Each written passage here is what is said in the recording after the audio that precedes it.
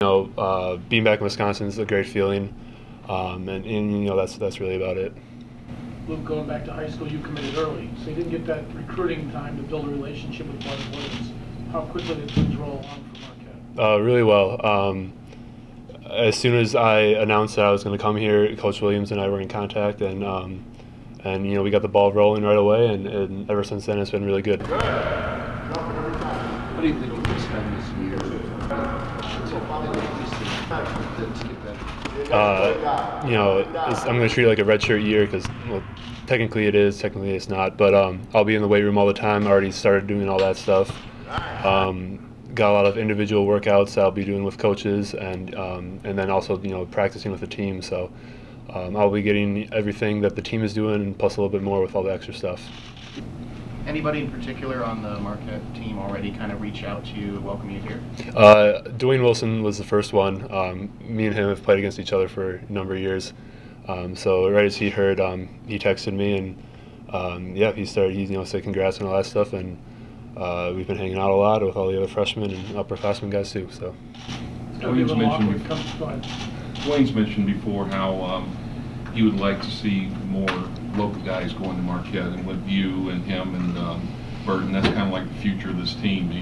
Is that a good thing, good feeling for you that there's going to be more local guys here? Yeah, definitely.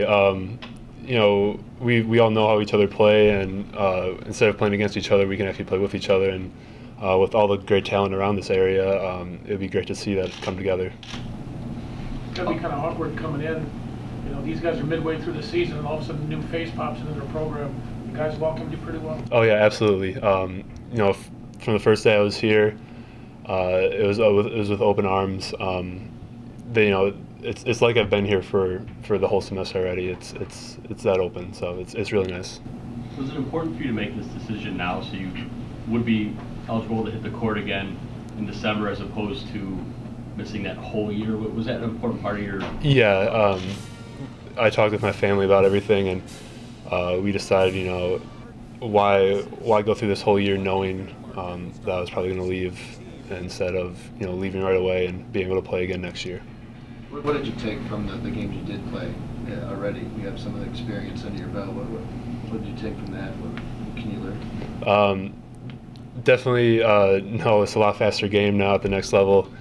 But after losing Chris and Devontae next year, I think those only 13, 14 games that I did play is actually going to help a lot starting to play next year again.